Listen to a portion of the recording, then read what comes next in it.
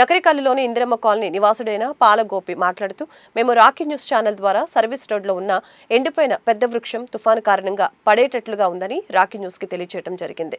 వారు వెంటనే న్యూస్ పెట్టడం ద్వారా సంబంధిత అధికారులు మొత్తం కూడా స్పందించి ఆ ఎండిపోయిన పెద్ద వృక్షాన్ని తొలగించడం జరిగింది. కార్యక్రమానికి స్పందించిన ప్రతి అధికారికి పేరు పేరున Nakarikallu tahsildar K Pullarao, Nakarikallu current AE Suchitra మరియు కరెంటు ఏడీ వెంకటేశ్వర రెడ్డికి అలాగే కరెంటు లైన్మెన్ జయబాబుకి ధన్యవాదాలు తెలియజేశారు. మరి ముఖ్యంగా రాకీ న్యూస్ ఛానల్ ద్వారా సమాజానికి సేవా కార్యక్రమాలు అందిస్తున్న మా మిత్రుడు తెలుగుదేశం పార్టీ రాష్ట్ర కార్యనిర్వాహక కార్యదర్శి నల్లపాటి రాము రాకీ న్యూస్ ఛానల్ బృందానికి ధన్యవాదాలు తెలియజేశారు. మేము సర్వీస్ రోడ్లో తిరుగుతుంటాం. పెద్ద చెట్టు ఎండిపోయి భయంకరంగా ఉందండి. అది ఎప్పుడు పడిపోతుందో తెలియదు. కరెంటు స్తంభాల మీద పడితే కరెంటు స్తంభాలు కూడా విరిగిపోతాయండి. మేము ఎన్ఎస్పి వాళ్ళకి చెప్తే వాళ్ళు స్పందించారు. కరెంటు వాళ్ళు మాకు సహకరించట్లేదు అని చెప్తున్నారు ఎన్ఎస్పి వాళ్ళు.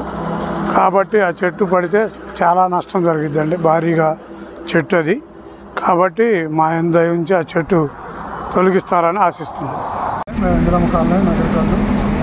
మేము చెట్టు పెద్దది భారీ వృక్షం ఉంటే దాని గురించి అడిగాము. ఎన్ఎస్పి వాళ్ళు స్పందించారు. తర్వాత ఎంఆర్ఓ గారు, కరెంటు ఏఈ గారు, ఏడీ గారు అందరూ మాకు సహకరించారు. మాకు సిటీ కేబుల్ నల్లపాటి రాము గారు వాళ్ళ బ్యాచ్ మాకు బాగా సహకరించారు.